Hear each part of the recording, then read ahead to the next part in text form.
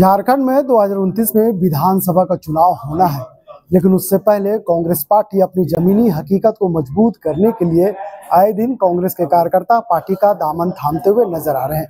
इस वक्त भी कांग्रेस के प्रदेश कार्यालय में सैकड़ों की संख्या में गुमला से आए तमाम कार्यकर्ता यहाँ पे पार्टी के अध्यक्ष केशव कमलेश महतो के नेतृत्व में और गुमला के यूर्जवान नेता के नेतृत्व में आज लोगों ने दामन थामा है।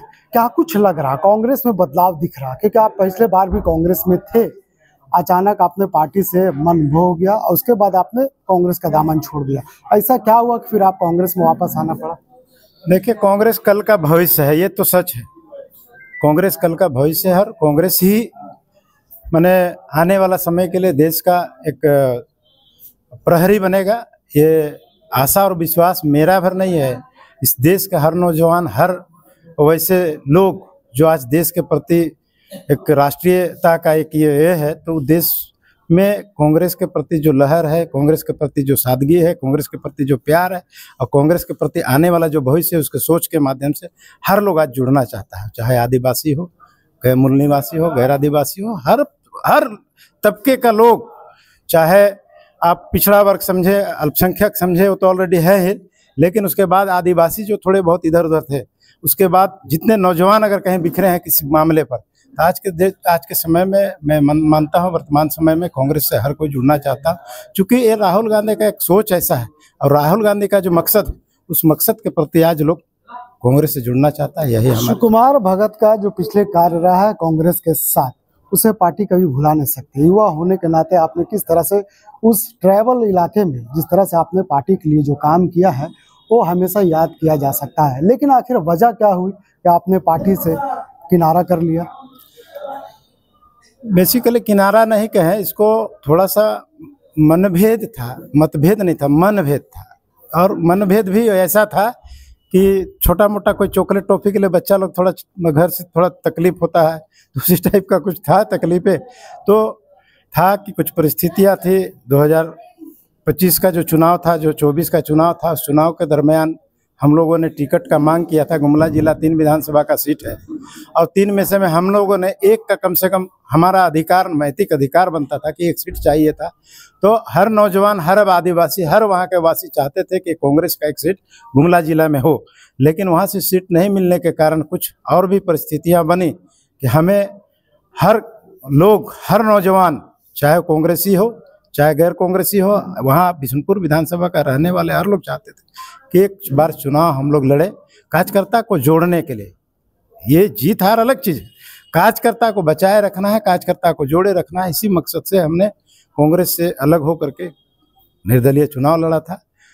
कमोबेश समय परिस्थिति जो भी आया, लेकिन आज हम हारे नहीं, जीते हैं, दिल से जीते हैं। लेकिन आज हम राहुल जी के नेतृत्व में माना चाहते थे, क्योंकि कुछ अंदर में दर्द तो था ही और आना था, ये हमारा मकसद था और आज हम आए हैं। इसका तहे दिल से हम धन्यवाद देते हैं प्रदेश कांग्रेस कमेटी को और तमाम नेशनल लीडरों को हम तहे दिल से धन्यवाद देते हैं कि आज हमें यहाँ पर आने का मौका दिया और मुझे आज प्रदेश कांग्रेस में, कांग्रेस पार्टी में शामिल किया। मैं इसके लिए तहे दिल से धन्यवाद करता हूँ। आप मंच पे राहुल गांधी को धन्यवाद दे रहे थे और कई उनकी बातें में चर्चा कर रहे थे। आप तो देख रहे हैं कि इन दिनों राहुल गांधी पूरा देश में एक कैंपेनिंग चला रहे हैं, वोट चोर गद्दी छोड़ के नाम से।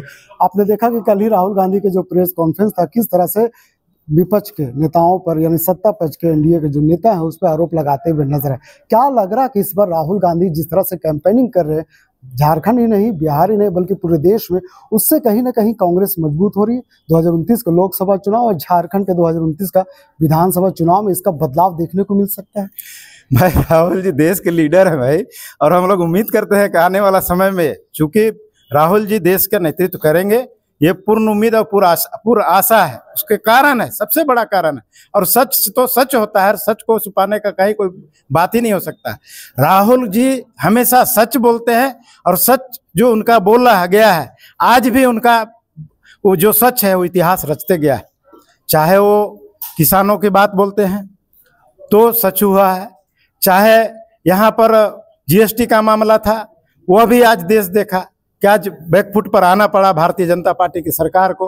और आज वोट चोर गद्दी छोड़ का नारा जो दिए, चूंकि वोट का चोरी करके आज सत्ता में बैठे हैं, तो ये ज्यादा दिन नहीं चलेगा, क्योंकि ये सच है। राहुल जी ने सच के साथ लड़ा है और सच के साथ सच के लिए लड़ रहे हैं, ये महत्वपूर्ण है। इसी विश्वास के साथ हमारे राहुल जी देश के लीडर है और आने वाला हमारा भविष्य इस देश का भविष्य है। राहुल जी वर्तमान की बात करें तो वर्तमान में आप देख रहे हैं कि झारखंड 25वां वर्ष पूरा करने जा रहा है।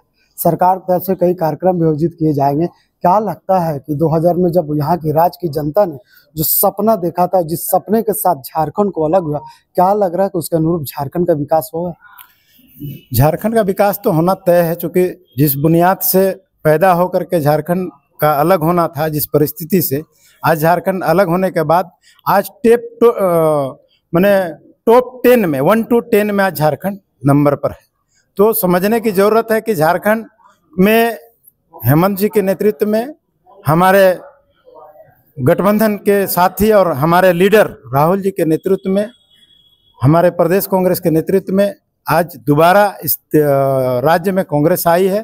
तो उम्मीद करते हैं आने वाला भविष्य में हम नंबर 1 पर आए इस देश में और एक अच्छा कैपिटल बने झारखंड। चूँकि इस राज्य में झारखंड अलग इसलिए मांगा गया था कि यहाँ 70 से 80% मिनरल्स है और उसी मिनरल्स का लड़ाई था, और जो यहाँ सोना चांदी अबरक और जो यहाँ पर खाद्यान्न था, उसी खाद्यान्न का लड़ाई था। क्या वो हक हमें मिलना चाहिए, वो अलग होने के बाद वो मिल रहा है। वो आज दिख रहा है कि 1 to 10 में झारखंड आया है, तो आने वाला समय में नंबर 1 पर भी आएगा।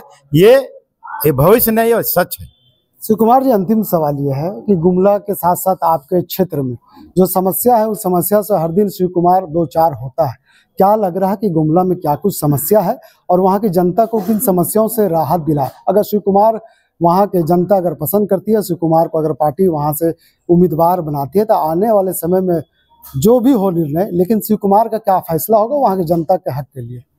देखिए, कांग्रेस गठबंधन ने हेमंत जी के नेतृत्व में आज झारखंड का विकास हो रहा है। चाहे गली गली हो, जंगलों में हो, पहाड़ों में है, सुदूरवर्ती अंतिम पैदान में रहने वाले लोगों को भी लाभ मिल रहा है।